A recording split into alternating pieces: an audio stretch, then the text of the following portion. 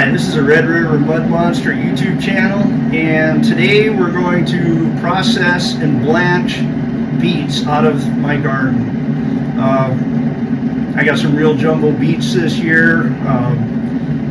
I caught a bunch of fish out of the river and I buried them in the garden and planted the seeds over the top of them, and I got a big crop. So here's an example of the size of the beets I got. I'll hold them a little closer so it doesn't look like I'm doing that. So yeah, here's another. I already did process the smaller beets, and they're being heated up on the stove right now.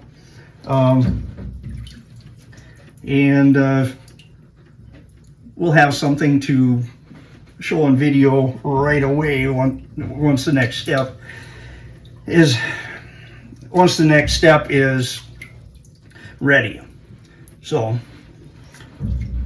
all right, well, I start chopping them up. You chop them up. I chop them up like potatoes. You can chop them up in rings or slices. You can do anything you want. I just prefer the potato, little squares, cubes. And so that's what I'm going to do. So I probably will put it on, fast forward once I start chopping, because it's kind of boring watching somebody chop vegetables. Okay, here we go.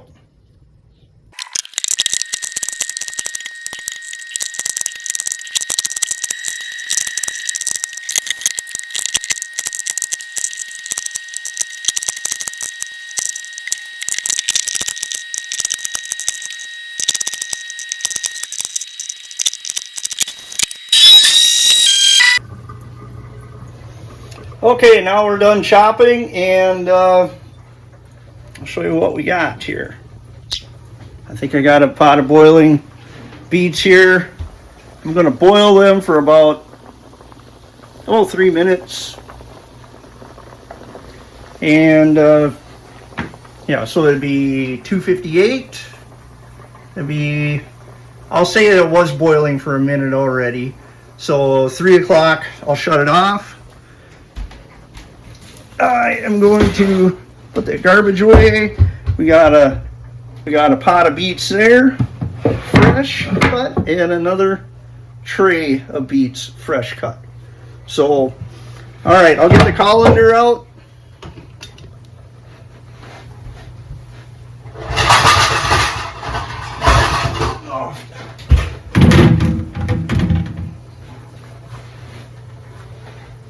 And then colander is right there, and we will wait until 3 o'clock. Now you need to stir this up a little bit just to make sure the heat is even. I'm going to make it 301 because I just don't think they're quite ready. It might have just started to boil when I showed you. Okay, it's ready now. Shut the heat off. And I will get some hot pad holders because it is going to be hot.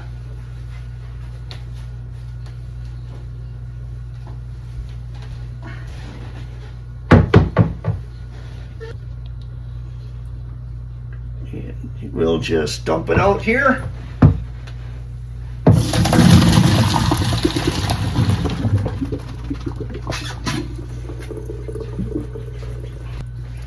And I'll turn the cold water on.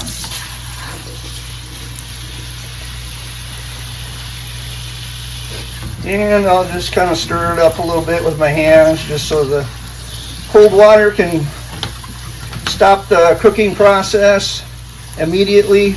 Bring the bottom up to the top where it can get the cold water. That's really cooled off, I can tell.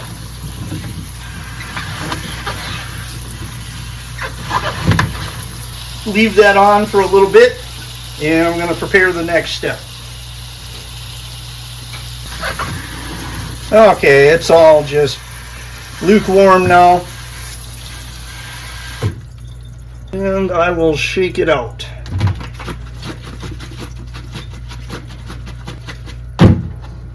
Okay, the next step is to get some paper towels. Get a lot of them. Because they're going to absorb a lot of moisture. You could use cloth towels, but it's going to stain them pretty bad. So I'm going to lay them out on, I put a rack out. I'm going to lay out the paper towels.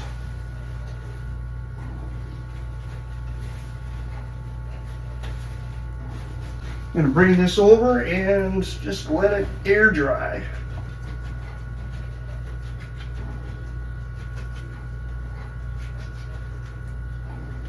For about 10 to 15 minutes.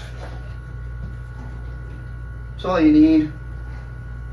So when you put it in a Ziploc bag for the freezer, if you don't let them air out or dry out a little bit, they're just going to be a big frosty chunk in the freezer.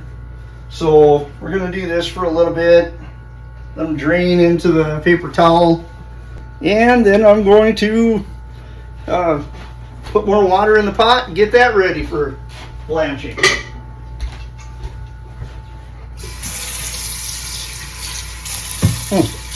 Throwing some in the pot.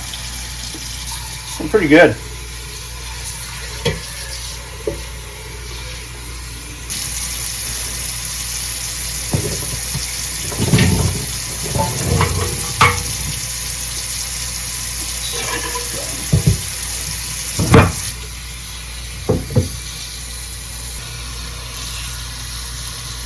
Just add it up to the top of the beets,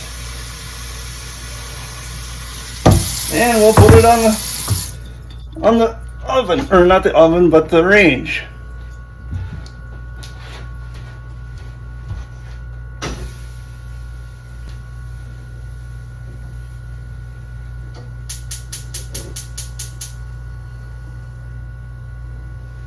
I'll put it just above medium for a short while till the water gets warm. I don't want too much heat on the bottom of the pan cooking the beets before it's ready to boil. So I'll just put it on just above medium, warm the water up a little bit slowly. I could have warmed up the water fast and dumped the beets in, but I didn't do that method. But if you do it this way, then heat it up slowly until it's getting pretty hot, and yeah, and then crank it up to high.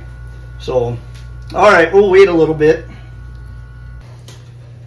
Okay, the water's still heating up in the pot, and I believe that these are dried out enough and cooled off enough that we can put them in Ziploc bags.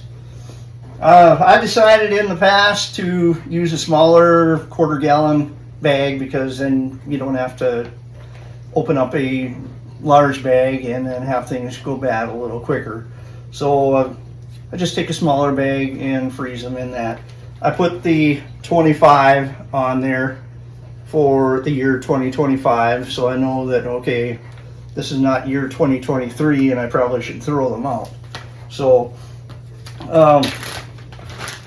yeah, I'll just start filling up bags here. I'll probably put this on fast forward too.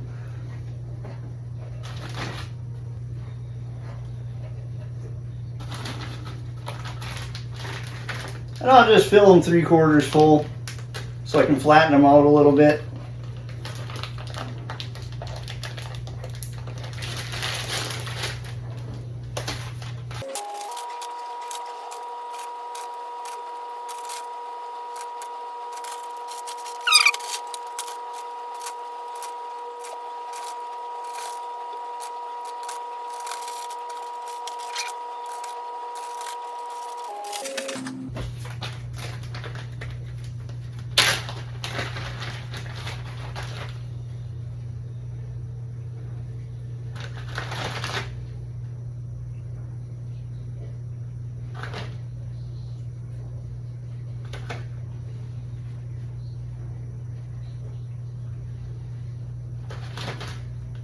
I was really impressed with burying fish in the garden this year, and planting seeds over the top of them. It really did well. It was fun watching to see how big my produce would be. I still have to dig up the potatoes. I didn't put them under the potatoes, but they still got a pretty good crop. We had a lot of moisture, a lot of sunshine. It was a good year for production. Got a lot of green beans. I got a lot of beets, big beets. Got a lot of cucumbers, and the potatoes that I have dug up, they're pretty big and quite a few. Okay, that's it. And I think we'll just take them down to the basement now. Check on the pot. It's just about hot. They're ready to put in the freezer. We got that pot, and then we got another one to go right there. Yeah, right there. So 2 more pots.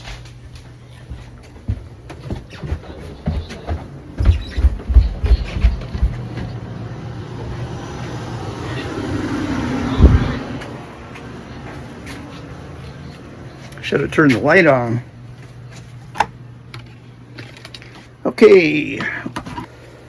Looks like my freezer is bursting at the seams. I'm going to have to put them upstairs.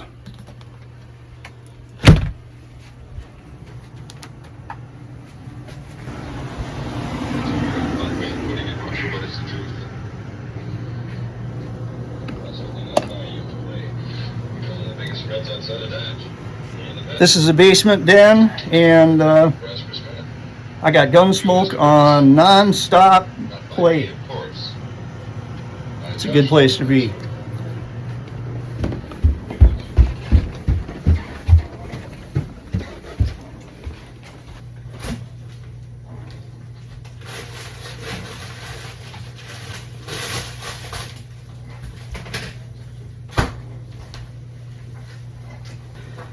Well, there you have it. This is how it's done, and you could have used salt in the water, but you don't need to use salt.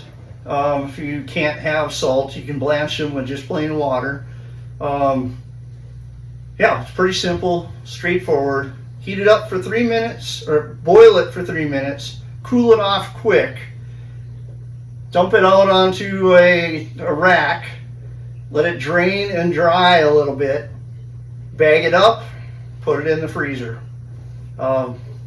It'll be good for a year. Well, as far as I know, anyway. Check it out. Check out to see how long it will keep in your freezer on the internet or with the USDA or whatever. So yeah, good luck, and get out there and get after it and process some of your garden goods.